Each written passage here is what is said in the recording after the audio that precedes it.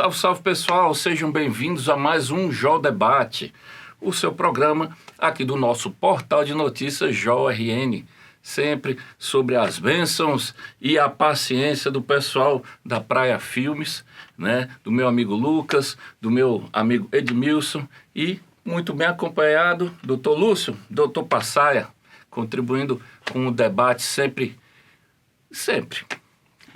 E hoje a gente vai ter um tema bem interessante, bem atual, que é, primeiro, a liberação do saldo do FGTS para agora em setembro, hein, gente? R$500, pode comprar presentes, mandar aqui pra gente, a gente recebe, que vai ser muito legal, a gente tá precisando. Contribua com a nossa caixinha de Natal antecipadamente. Pode esperar sentar. Pode esperar sentar.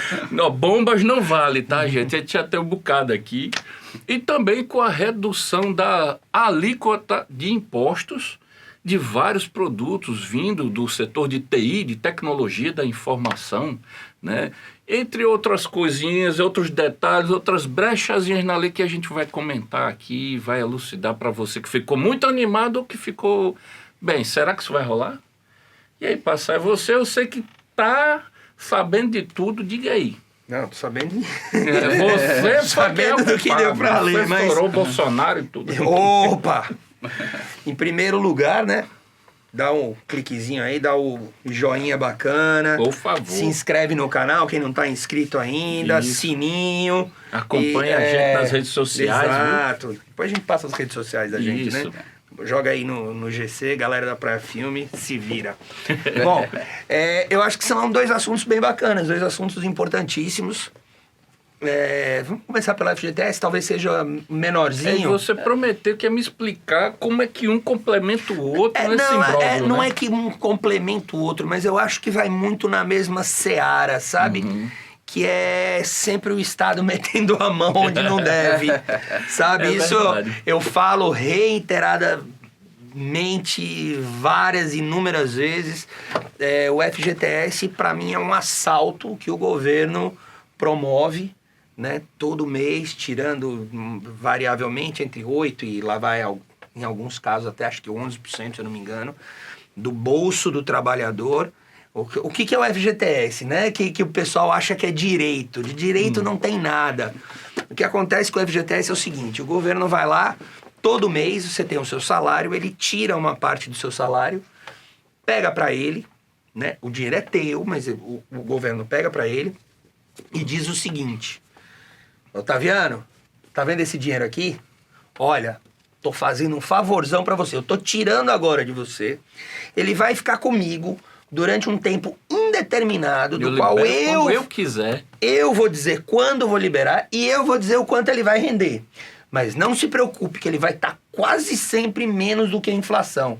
Então você vai me emprestar, eu vou usar para ganhar dinheiro, para fazer girar minhas coisas, para que o governo não pare, certo? E eu vou devolver com você se lascando. O FGTS é isso. Então, para mim, Adorei. Todas as... Adorei, mas acho que é a maneira... Foi uma excelente explanação. É a maneira mais simples. Mas aí o trabalhador, quando é demitido e ele recebe o FGTS, ele fala: "Oh, governo, que maravilha, porque eu ia estar lascado." Caramba, gente, sabe? Então... É a síndrome do manequim de alfaiate, né? Levando o ferro e sorrindo. Todas as vezes, para mim, todas as vezes em que o governo sair, o Estado sair da frente do trabalhador e deixar esse dinheiro com o trabalhador, então tá liberando, não faz mais que obrigação, cara. O dinheiro não é do governo, o dinheiro é do trabalhador, sabe? Aí as pessoas... é R$500. Aí, nossa, mas só vai liberar R$500. 80 e tantos% das contas do FGTS estão abaixo dos R$500, né? Isso. Então é bom que se explique isso, né? Porque há algum tempo atrás já foram liberados, tal, no governo Temer já teve outra liberação. Então é mais ou menos por aí. Eu sou a favor do seguinte: meu pensamento é liberal. Por mim, eu tirava o máximo possível da mão do governo qualquer coisa que é do cidadão, do trabalhador. Eu deixaria para o trabalhador decidir. ó, eu quero esse dinheiro para mim ou eu deixo para o FGTS, eu não tenho capacidade de cuidar do meu dinheiro, de investir meu dinheiro, então deixa. E eu vou pagar para o governo, porque é isso que acontece, né? O cidadão paga para o governo cuidar do seu dinheiro. Então é isso. E às vezes, assim, eu sei que existem regras que permitem que o cidadão use, por exemplo, para o financiamento de casa própria, né? Existe até uma proposta de um senador daqui do estado, do Rio Grande do Norte, para poder se utilizar também para a educação, para a pessoa financiar um curso. Pena que ele superior. restringiu. Para mim, a proposta correta não deveria ser apenas para a universidade, né? Para se pagar a universidade. Mas sim eu usar o meu FGTS, que é o meu dinheiro. Lembrar bem disso. Lembrar o meu dinheiro para pagar a escola do meu filho. Eu não quero mais, eu não tenho mais, eu não vou mais estudar. Então eu pego e pago a educação básica, a educação fundamental do meu filho, né? Então, para mim, seria a mesma coisa. Para viajar com a patroa, para comer um cachorro quente lá na Princesa Isabel ali, entendeu? Pô, Lúcio, e você acha que essa liberação vai realmente aquecer a economia como prometeu o Bolsonaro? Porque, assim, o Temer fez aquela coisa meio populista também, né? Liberou à vontade, assim, pode sacar o fundo inteiro. Aí agora o Bolsonaro liberou, né? Mas com um pouquinho as rédeas ali. Você acha que vai ser o suficiente? Porque a gente está ouvindo muita reclamação, né? De que a economia está estagnada, que ainda está parando. O que você acha, Lúcio? Primeiramente, o que eu acho é que vai servir para a maioria dos brasileiros pagarem suas dívidas. É verdade. A intenção de Bolsonaro realmente foi essa, para tentar estar aquecida no comércio, tentar fazer esse dinheiro movimentar, mas a gente tem que ver que muitos brasileiros são endividados. Talvez não surta esse resultado, né? Pelo menos vai aliviar o bolso de muita gente, vai poder dar conta das suas dívidas. E é isso.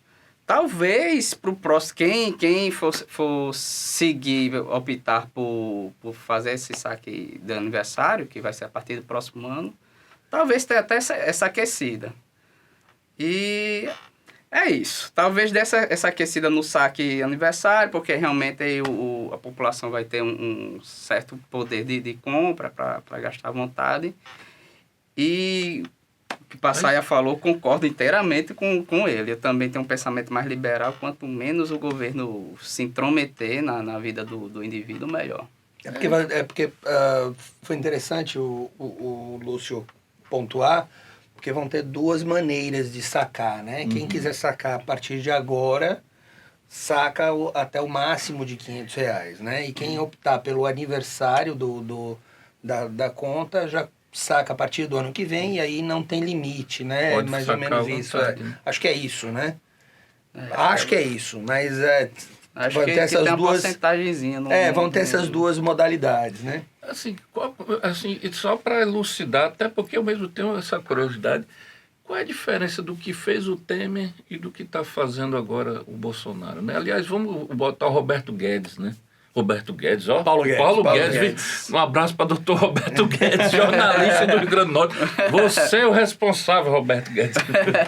Olha, o que acontece é o seguinte, a princípio a ideia do Paulo Guedes era de liberar tudo, né?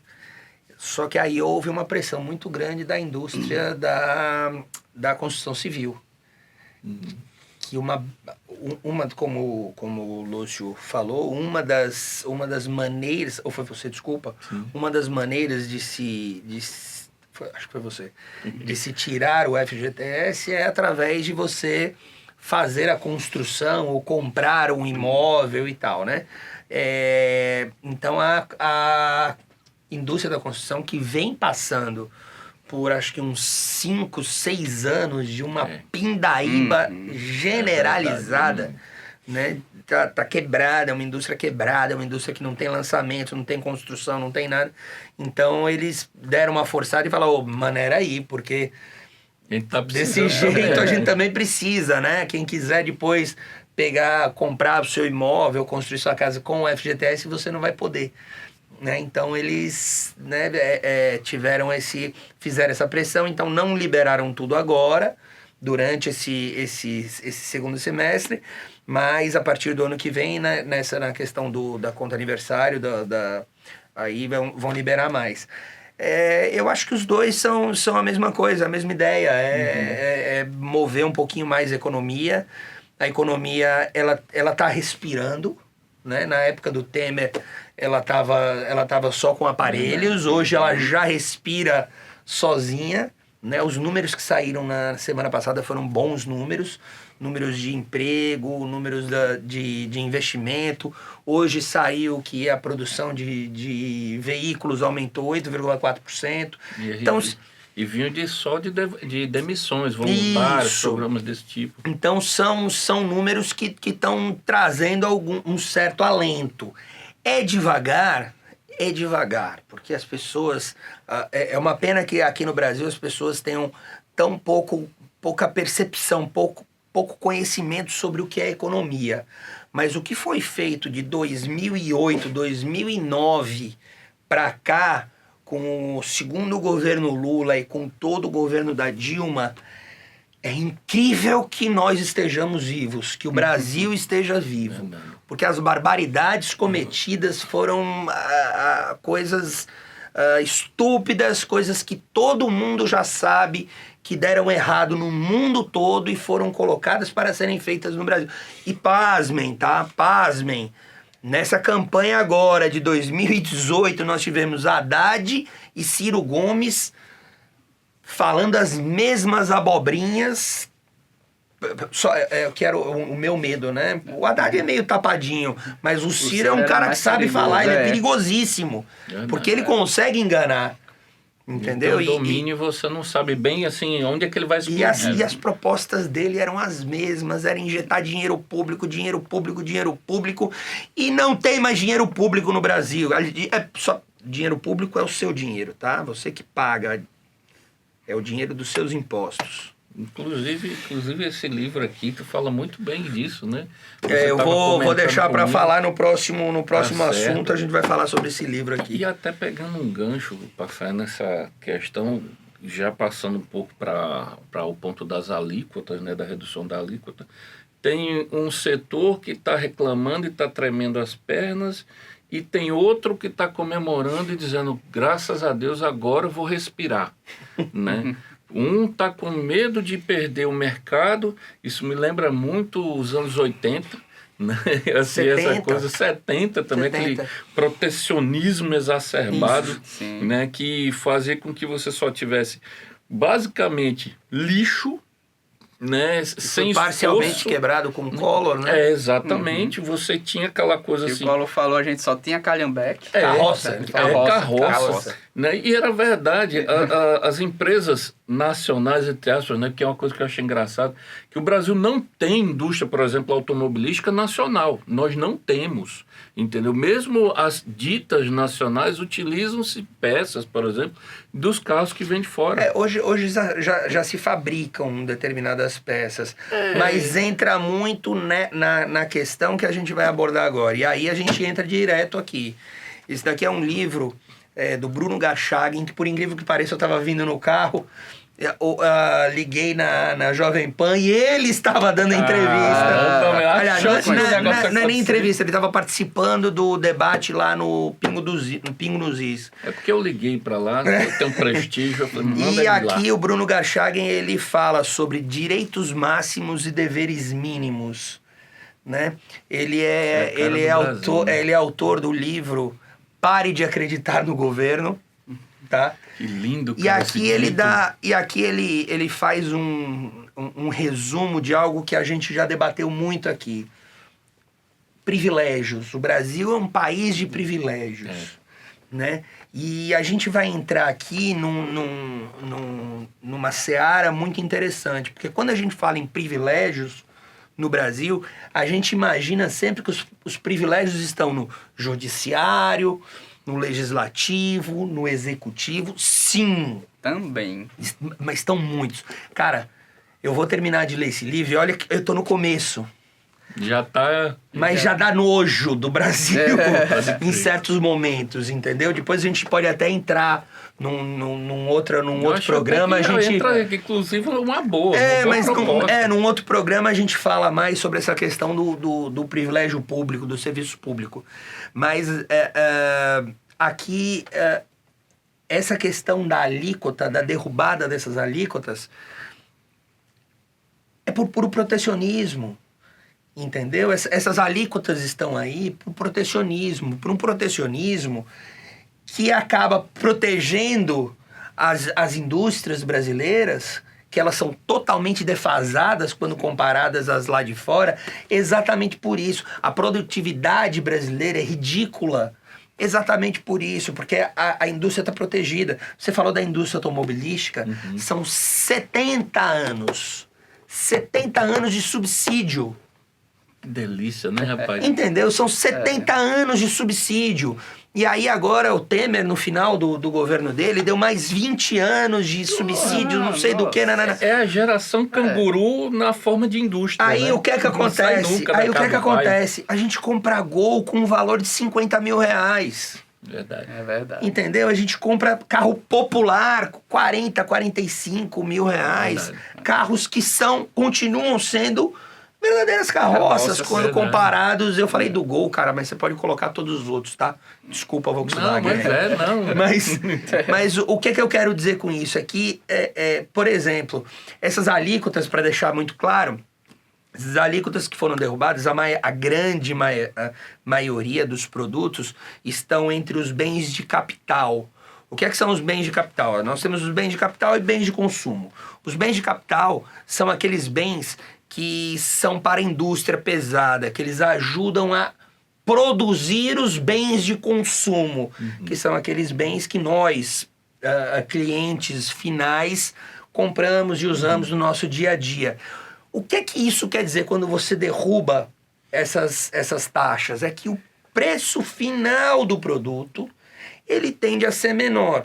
Por quê? Porque novos players vão acabar aparecendo. Serão novas indústrias, provavelmente, vão aparecer.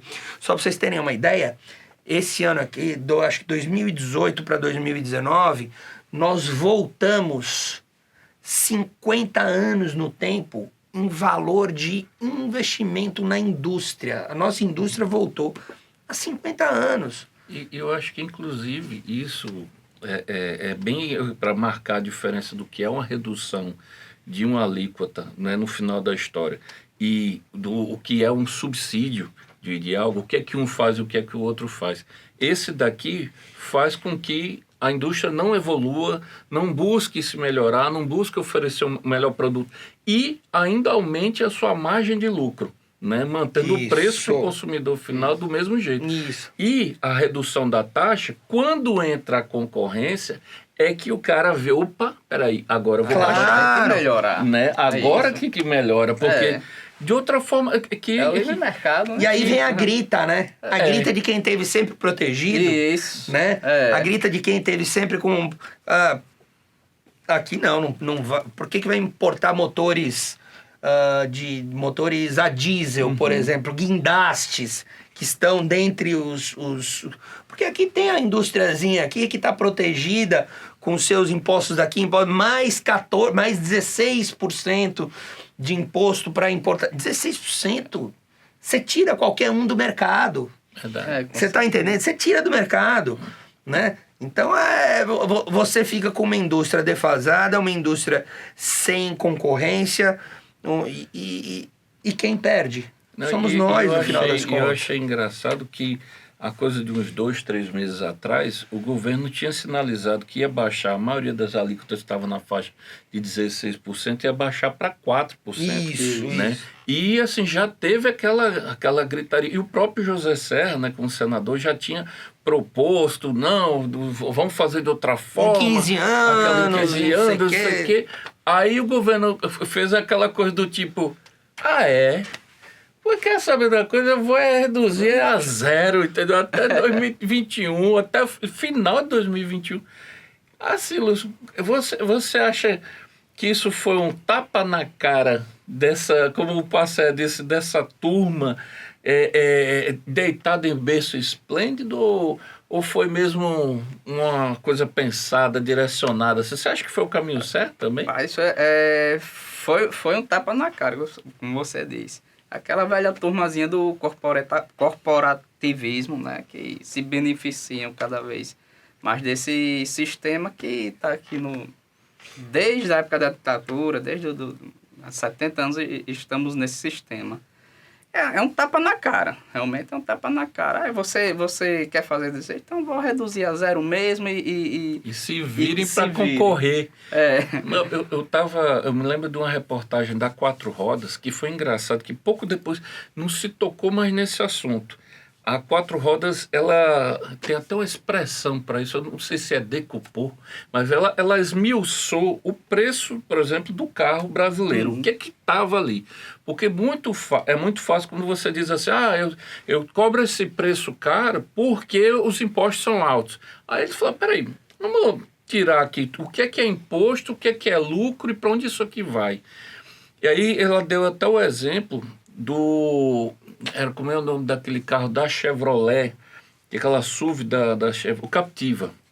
O Captiva, que era produzida no interior de São Paulo e enviada para o México, ou seja, pagava os impostos do Brasil, ainda pagava os impostos do México. Lá no México ela era mais barata do que ela vendida no Brasil. Fabricada em São Paulo e vendida em São Paulo, por exemplo.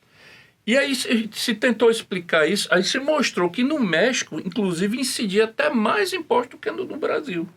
Então tem aquela cara de pau também da indústria nacional, que é a Chevrolet, é dos Estados Unidos, mas, enfim, né, a gente chama de indústria nacional. Né? É aquela coisa, tem a cara de pau deles, que sustentam o baixo preço, muitas vezes no exterior, às custas do alto preço daqui, jogam nas costas do governo a brincadeira da alíquota cara, do imposto cara, do não sei o que cara, e muitas vezes está por trás disso, como você falou, a falta de um concorrente.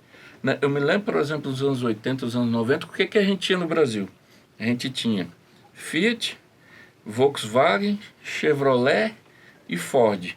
Aí tinha a pobre da Gurgel, andando ali pelos lados, né? Tem uns pumazinhos, né? Uns pumazinhos, aquele Santa Matilde. Sim, né? Aquela coisa assim que, chega, dava vergonha, né? E hoje você tem, ainda não são indústrias nacionais, mas você tem um mega parque industrial de várias marcas. Não, mas hoje você tem montadoras como tem indústrias, né? Uhum. Mas mesmo assim, elas... A própria Caoa mesmo, que terceiriza, né? Bom, a Caoa, a gente vai pro BNDES e vai entender o que é Caoa, né? Carlos Alberto de Oliveira... Carlos Alberto de Oliveira Andrade, não sei, alguma coisa, Araújo, sei lá que diabo é o último nome dele. Provavelmente qualquer dia ele está preso. Envolvido com um dos processos, se eu não me engano, do Lula. Esse corre em Brasília, esse não corre em Curitiba. Tem a ver com venda de medida provisória para ajudar o mercado. Mas você tá dando spoiler, cara, desse seriado maravilhoso. Mas é isso aí. Mas para você ver o que a gente fala sobre privilégio. Eu estava vindo aqui, depois eu até eu vou ter que comprar esse livro, que é sobre a questão do Ike Batista. Né? O Bruno Gachagin estava comentando. Eu não sei, eu vou dar uma pesquisada depois, que ele fala exatamente. O Ike Batista, antes do governo Lula, ele era um dos maiores defensores do livre mercado. O que é que aconteceu no governo Lula? Abriu-se subsídio para a indústria da mineração. Aí o Ike Batista, que nunca tinha mexido com mineração, praticamente, chegou e... Como é que eu faço para ser um empresário daí de vocês? E virou um empresário do PT. As indústrias do Ike Batista são aquelas todas OGX, não sei o que, tem X no meio. A né? OLX, se eu não me engano, é dele também e tal. Tudo que tem X no final. Por exemplo, a OGX... X-Vídeos é dele também? Não, sei. Olha aí, rapaz. Ouvi dizer hoje que ia acabar X, agora X-Vídeos agora olha em aí, setembro. Temos aqui, exclusiva nossa, viu? Do Ike Batista. 21 de setembro acaba o X-Vídeos. Vocês aproveitem aí até setembro. O que eu quero dizer com isso? Por exemplo, a indústria do Ike Batista, a OGX, que era de petróleo, Petróleo e Gás, Nunca extraiu um barril nunca de extraiu nada, um né? barril e foi uma das empresas mais negociadas na Na Bolsa de Bolsa, Valores, né? sem ter extraído isso. Quer dizer, Especulação é Só- pouca bobagem, né? eu acho que especulação vale, mas essa especulação não foi feita com o nosso dinheiro. É verdade. Entendeu? Ele recebeu o dinheiro do BNDES. Não, e detalhe, o Tá filho entendendo? dele, o Thor Batista, já tá bilionário, né? Enquanto ele ficou mirando ali, o Ike Batista parece que foi o boi de piranha. Aí um belo dia, eu vi outro dia essa notícia, aí dizendo que o cara já tem não sei quantos bilhões, parece que é 4 bilhões, da conta pessoal Mas dele. é só 4 bi? Não é de ativos, não, é de, assim, só dele. Eu falei, Isso é dinheiro de mesada do pai. é verdade, deve ser mesmo. O que, É a gente, troco. o que a gente tem que entender é que tudo, por isso que eu falei que tem as coisas estão tudo em volta. É porque é o governo. Essa equipe econômica do Bolsonaro, que eu não digo que é do Bolsonaro, é do Paulo Guedes, tá? Foi ele que puxou todo mundo, que indicou todo mundo. Alguém disse pro Bolsonaro, ó, esse é o cara, o Paulo Guedes é o cara. Pegou e falou, bicho, você é meu posto Ipiranga e se vira. É. Esses caras são fantásticos. A equipe econômica dele E corajosa, viu? Demais. O Paulo Guedes, por ele, já teria liberado tudo logo no primeiro dia. Verdade. Entendeu? Tanto que ele falou, olha, eu vou ter que aprender muita coisa, porque... E eu imagino a quantidade de sapo que ele deve estar engolindo Nossa. por conta dessa política ridícula que a gente Você tem no vê- Brasil, né? Você vê que ele tá extenuado, entendeu? Ele agora há pouco dá entrevista, aquela coisa assim. É. Ainda bem, porque ainda cada bem, entrevista que ele dava, Nossa. morria uns 2, 3 jornalistas. Não, porque o cara é totalmente prático, né? Inclusive na Veja ele até falou em relação à reforma da Previdência, porque estava vendo que o Bolsonaro, que é um político, né, político nato, já estava cedendo às deformações que estavam acontecendo. Aí ele pegou e falou, olha, se deformar mais do que já está, eu pego minha vou boneca. embora daqui do Brasil, entendeu? Entrego o carro e pronto. O cara é milionário. É. O cara tem Um gênio. gênio formado na escola de Chicago, cara, que é onde se formam os melhores economistas do mundo. Quer dizer, não tem muito o que Você- ficar... Não precisa desse carro, mas tá aí. precisa. Assim, Claro, aqui. claro. E você, essa redução mesmo da alíquota me surpreendeu. Porque foi uma coisa assim tão de repente, e me permitam dizer, sem ser de forma pejorativa, tão unilateral, por isso que eu disse corajosa, que disse assim, vamos baixar a zero e acabou. E é o seguinte, até o final de 2021, eu falei, nossa, eu acho que pela primeira vez, entendeu? Pelo menos durante a minha existência, o Brasil vai finalmente botar em experimentação o seu mercado. Isso é interessante. Depois eu vou, pegando o gancho, eu vou até entrar numa coisa mais do nosso Rio Grande do Norte. É interessante porque já se deixou claro qual é o caminho. Isso é importante na economia. A economia diz, olha, o caminho que a gente vai seguir é esse daqui. Vem atrás, entendeu? É isso daqui. Não adianta você dizer a economia planificada, ela é socialista.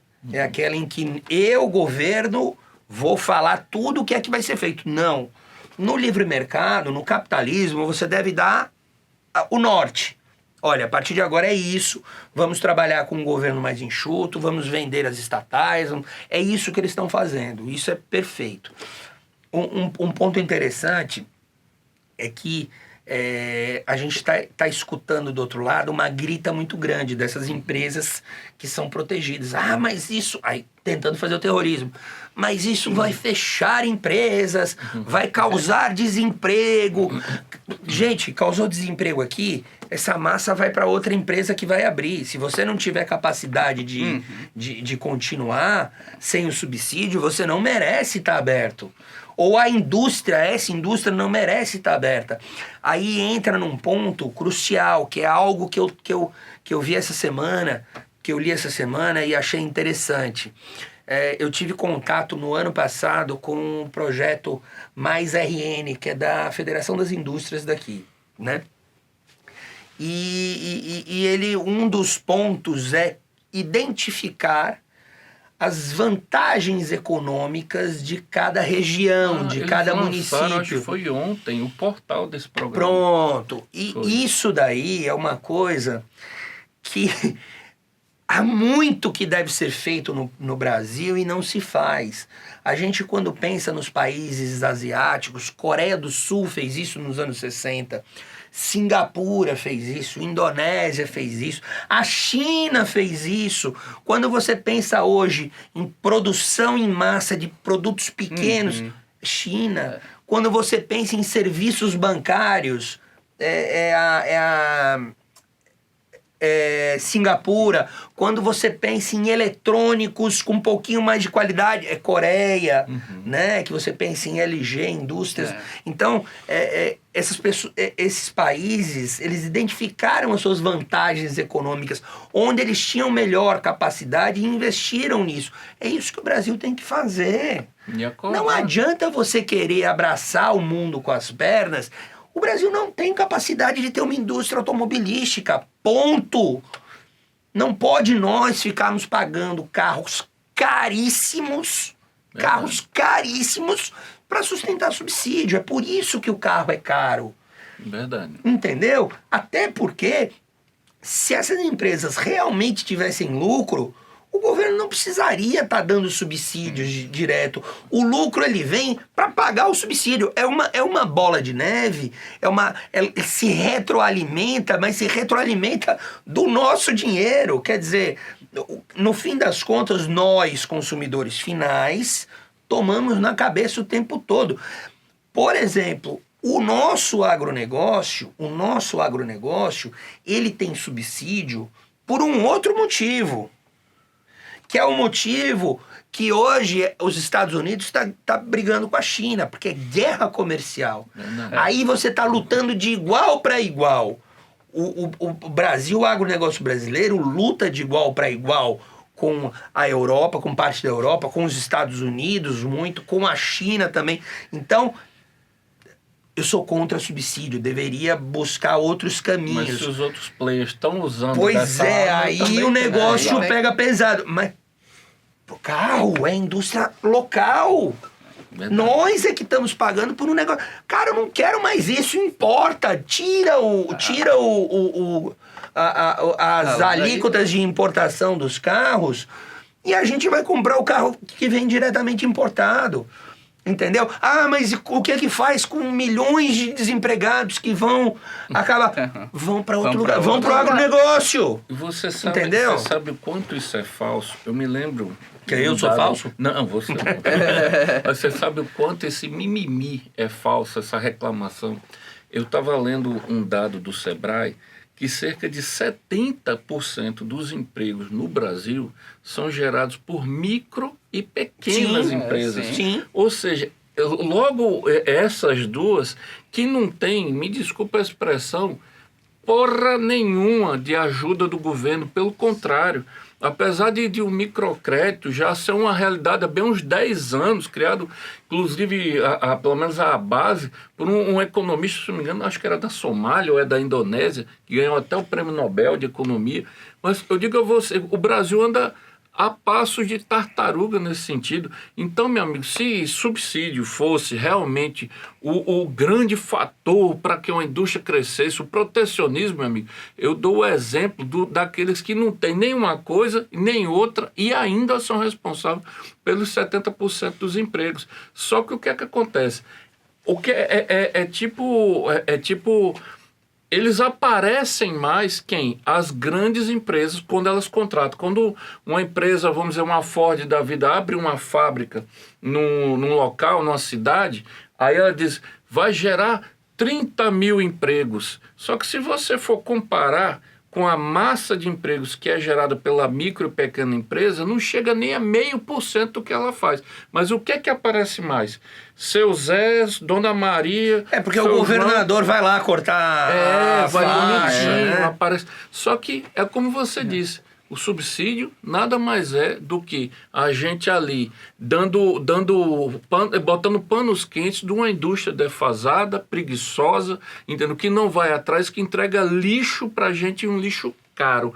Enquanto que existe um empresariado que está só se ferrando sem ajuda de nada e ainda assim é o responsável real pela maioria dos empregos. Ainda paga uma carga tributária imensa. Gigante, absurda. Cara, gigante. Acho que um dos meus primeiros textos que eu postei no JOL, se eu não me engano, foi sobre a vinda nos anos 60, no início dos anos 60, de um economista americano chamado Douglas North, a pedido do Celso Furtado, que foi o fundador e era presidente da Sudene.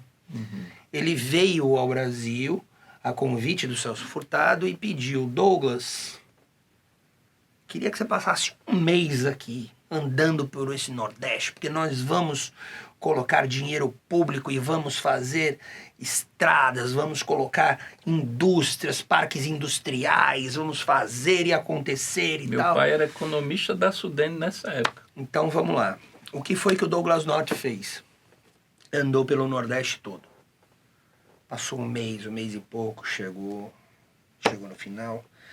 E aí, Celso? E aí, Douglas, o que é que você achou como é que vai ser? Vamos aqui. Vai dar errado. Aí ele, como assim vai dar errado? Vai dar errado. Mas por quê? Ele falou, olha, vamos para alguns pontos. Primeiro ponto. Você não tem uma massa consumidora próxima aos grandes centros. Estamos falando dos anos 60, do Nordeste dos anos 60. Né? Hoje a gente ainda é complicado. Imagine no Nordeste dos anos 60. Você não tem uma massa consumidora, mas você não tem uma massa para trabalhar na indústria. Por quê? Porque para trabalhar na indústria, você tem obrigatoriamente que ter um nível um pouquinho acima. Você tem que ter uma certa experiência. Você tem que ter uma educação. E se hoje o Nordeste brasileiro já tem os piores índices educacionais, vamos voltar para os anos 60. Nossa. Entendeu? A gente está falando de analfabetismo crônico. Isso. Não, porque hoje a maior massa de analfabetos que tem aqui no Nordeste são dos mais velhos, analfabetos completos. Verdade. Esses velhos de hoje eram jovens daquela época, então eles eram analfabetos. Né? E o terceiro ponto é a questão da logística. Se você não tem se você não tem um mercado interno regional para fazer isso, né, você vai ter que mandar para algum lugar. Você vai ter que mandar para o sudeste do país. Se você não tem produtividade, porque você não tem capacidade educacional para ter produtividade dentro das suas fábricas, você não vai conseguir um bom preço para poder competir no mercado sul-sudeste. Quer dizer, é lógica. O que foi que o Celso Furtado falou? Muito obrigado, Douglas North. Ótimas palavras e tal, mas eu não vou te escutar e a gente vai investir muito dinheiro público em muitas indústrias, e aí você vai ver um monte de polos industriais, assim, gigantescos polos industriais que até hoje custam muito dinheiro. Por quê? Porque as produtividades das nossas fábricas, elas são baixíssimas. Verdade. Resultado, o Nordeste continua subdesenvolvido com relação ao resto do país. Verdade. Continuamos com péssima logística. E o Douglas North foi Prêmio Nobel de Economia em 1993. Oxi. Tá entendendo? Então, a gente não identifica... Não adianta a gente lutar contra as nossas vantagens naturais, as nossas vantagens econômicas. É identificar. Não adianta você querer criar à força um polo industrial onde você não tem a capacidade de fazer isso. Pior é que se fosse o Otaviano que quisesse, junto com o Lúcio, com o dinheiro de vocês, montar um polo industrial aqui em Natal, entendeu? Ok, é o dinheiro de vocês, mas não pegar o meu dinheiro, cara, pra fazer fazer um uma negócio que coisa vai dar bacana. errado. Entendeu? Acho que foi dessa Sudene- época aí que surgiu aquela máxima, né? Que o brasileiro é o único povo do mundo que sabe que vai fazer algo que vai dar em merda e faz. É verdade. A Sudene, ela foi um antro de corrupção Sim, monstruosa. foi. Desculpa, teu pai ter Não. trabalhado lá.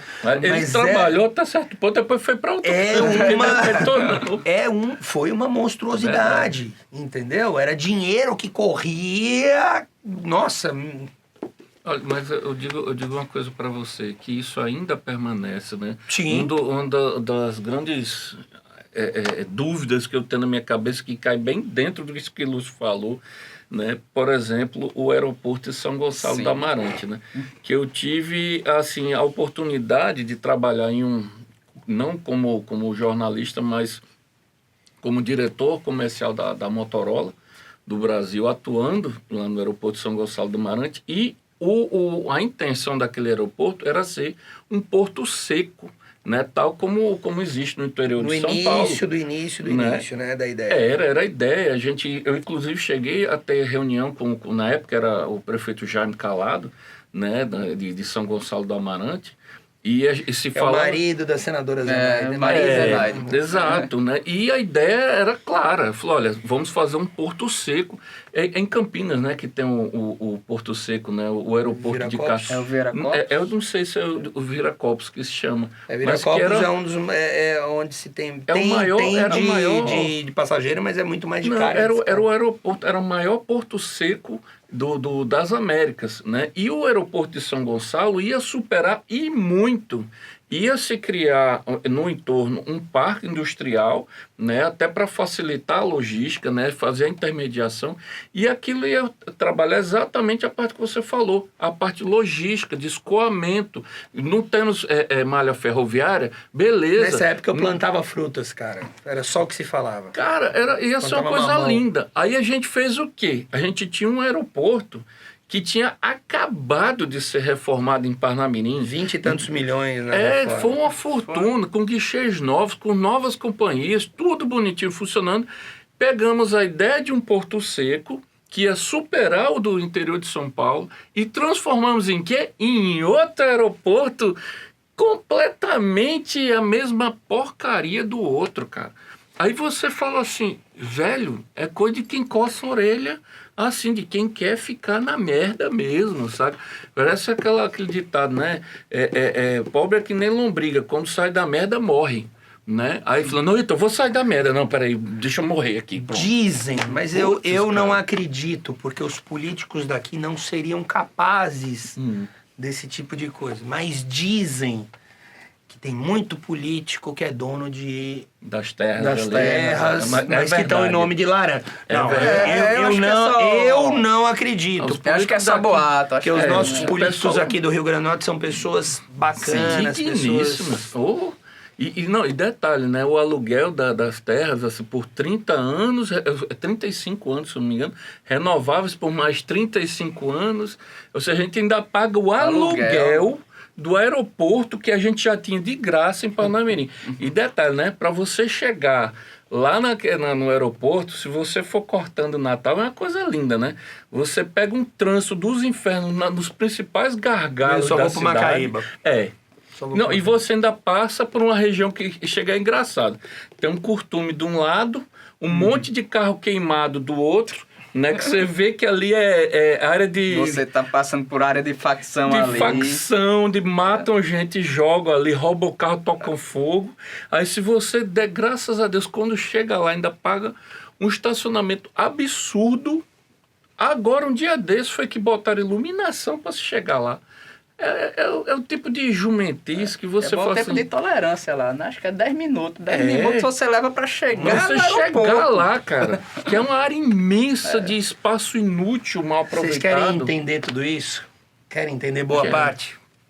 Eu vou comprar esse livro, cara. 2. Me presta, Leia. eu devolvo. Direitos máximos, deveres mínimos. Bruno Gachaguen. O festival de privilégios que assola o Brasil. É tudo por aí. Tudo no Brasil se resume a privilégios e se resume a corporativismo. Sempre. toda a desgraça brasileira está dentro junto dessas duas situações. Eu quero fazer uma pergunta final para vocês. Eu sei que é uma pergunta clichê, mas eu sempre fico pensando sobre ela quando a gente termina um debate aqui. Lúcio e Passaia, diante disso tudo que a gente falou, inclusive dessa reflexão, o Brasil tem jeito? Ou vai ficar nessa? Né? A gente já fez até um programa falando disso. Manda ver, Lúcio. Foi o primeiro programa da gente, Foi o primeiro, porque nós foi o terceiro. Sim. Né? Porque o Brasil, continua na mesma. Tem jeito, cara. Cara, acho que tem que vir muitas gerações com outra cabeça, outras lideranças para poder tentar mudar alguma coisa. Porque se mudar não vai ser tão cedo, não vai ser tão logo não. O Brasil está muito acostumado a esse tipo de coisa, né? Você andar com freio de mão puxado ou engatar ré. O voo da galinha, né? O voo da galinha, esse é o Brasil. O Brasil é feito de voo de galinha, né? Foi engraçado, interessante você fazer essa pergunta, porque hoje, em um dos meus vídeos no meu canal, Eduardo Passaia, é um canal no YouTube, acho que falando sobre a questão do filho do Bolsonaro na embaixada, se eu não me engano é sobre isso. E aí uma pessoa ela começou a falar sobre, dizendo, e em algum momento ela me perguntou algo e eu falei, olha, eu acho que parte por mudanças radicais nos hábitos políticos, né? O Brasil tem jeito? Eu acredito que tenha jeito. É simples? De jeito algum. De jeito algum. Mas deixa eu mostrar para vocês como as coisas estão mudando. De novo a gente vai falar sobre privilégio. Para ver, a desgraça do Brasil essa porcaria de privilégio. Até o ano passado, quem é que discutia sobre redução de privilégios no Brasil? Rapaz, eu acho que ninguém. Não se falava nisso. Você falava entre Dilma e Aécio, entre Lula e Bolsonaro, você falava nisso. Falava só em acabar a corrupção. E a corrupção em si. Só que a corrupção, ela vem de um privilégio. A corrupção, ela vem de um privilégio. Você pode ver que a maioria da corrupção é porque tem um Estado envolvido. E o Estado ser gigantesco é um privilégio. Então surgiram algumas pessoas, alguns políticos, dentre eles, aí eu vou me colocar no meio, não sou político, mas faço parte da política, faço parte de um partido político. Um partido político e alguns outros que têm essa ideia, muitos que vieram dos movimentos de rua de 2015 e 2016, eles trouxeram para a discussão a questão dos privilégios. E saiu agora um número de que houve uma redução nos gastos parlamentares de 23% em comparação com os outros anos. Mas acho pouco. Que isso vem até da renovação que tem agora, no mas é isso, exatamente, é isso que eu estou falando. É porque você não ouvia falar sobre isso. Agora, você vai pegar os partidos e os políticos da antiga, eles continuam gastando 100% da verba de gabinete, 100% das verbas indenizatórias, entendeu? Mas é o exemplo, é a faísca, é o momento em que você está, em que você traz para discussão algo, você consegue entrar com essa pauta dentro de um antro de privilégios, que o Congresso Nacional, a nossa política é um antro de privilégios. Quando você está lá dentro, você demonstra com o quê? Com exemplo. Como é que um deputado vai ter a audácia de dizer agora que ele tem obrigação de ter 25 parlamentares se os parlamentares do Novo... Isso, desculpa, assessores parlamentares... Eu falei parlamentares? Foi. Né? Desculpa, gente. Eu preciso de 25 assessores parlamentares se o Partido Novo tem como média 6 assessores. Não, e cada 7, se eu não me engano. 7,2 mil reais por mês, o mais basiquinho. Né? Mas você está entendendo? Eu até acho, até acredito que você deva pagar um bom salário. Agora, todos os assessores parlamentares do Novo, do Kim Kataguiri também, de alguns outros MBL, parlamentares, o Kim é do MBL, todos eles fizeram um processo seletivo para entrar. Vocês são Não é porque né? é meu primo, ou porque é o primo do outro deputado, então eu chamo... a tia da ex-mulher, né, do atrás de gente Bolsonaro. qualificada. Então, Atrás de gente qualificada. Exato. O que eu quero dizer com isso? Ter jeito tem, mas a gente tá falando de 15 deputados do universo de 508. Sabe o que eu me lembro? Eu não sei se você não, porque você é mais novo que eu. Sim, claro, Você não, certeza. talvez não lembre. Luz, que tem 70 anos, acho que talvez lembre. Daquela revista Chiclete com Banana, né, do Angeli. Sim. Aí tinha tipo um pôster, assim, no meio da revista, de uma das O edições. Angeliero da Rebordosa era? Era. Eu tenho todas essas revistas todas, tenho a coleção completa até hoje. Aí tinha uma imagem assim, uma mesa de família, né, a mesa da família brasileira, aí na cabeceira da mesa tava um homem bem velhão, assim. Aí no centro da mesa, um cocô gigantesco, assim, e um monte de mosca voando. Aí o avô da família, o patriarca, dizendo: a merda não vai dar para todos. Aí o filho dizendo: vovô é sempre pessimista. Cara, eu nunca me esqueci disso, cara. Eu era menino, entendeu? Assim, pra mim, desde aquela época, ainda é a imagem do Brasil. É como se a gente tivesse sobre camadas e camadas e camadas de lama, para não dizer excremento, que é tão difícil a gente ultrapassar todas essas linhas, como você falou. Tem 15 aqui lutando para ser ético, para ser correto. E tem toda uma massa de sanguessugas grudado no sistema, fazendo de tudo, se debatendo de toda forma, para continuar do mesmo jeito. A gente já passou muito do horário, mas o pastor Marcos Feliciano, ele gastou 157 mil reais. Ele pediu reembolso de 157 mil reais Ô, Glória! para fazer um tratamento dentário. Rapaz! Isso E eu aqui é boca divina, viu? Doutor Renato Moraes, eu tô enrolando porque eu tô realmente sem grana, velho. Eu tô construindo, então tá 157 difícil. mil é muito 150, caro, doutor. Não, cara, se ficar do Não. Feliciano, vai ficar caro, Não, cara. não chega nem a 10% disso. Vender a casa, vender o carro. Mas você tá entendendo? Que os caras... Sério que um tratamento dentário é 157 mil? Assim, Pô, depende você faz da boca, outra né? cara, velho. Você faz outra cara. Que ele Mas precisa. eu fico imaginando ele falar Fresquinho tanta que ele é. merda que eu acho que realmente, assim, cada mês estraga os dentes, assim, de tanto esterco que sai. Porque realmente, meu amigo, pastor Marcos Feliciano, você, ó, de parabéns, amigo. Faz parte do grupo dos neo-vendilhões do templo, né? Parabéns ao senhor. E com essa a gente vai ficando por aqui, né, pessoal? A gente ia enveredar madrugada dentro, mas o Edmilson e o Lucas já estão ali armados aqui na porta, botando a gente para fora, a gente vai sair, né? Porque eu já vou, gente. Obrigado. Fiquem com Deus, vocês. Não esqueçam Até de ativar o sininho aqui, se inscrever e Perfeito. comentem. Obrigado, gente. Valeu, Fica galera. conosco. Valeu, galera. Não se esqueça Até a de seguir próxima. a gente nas redes sociais. Um abraço.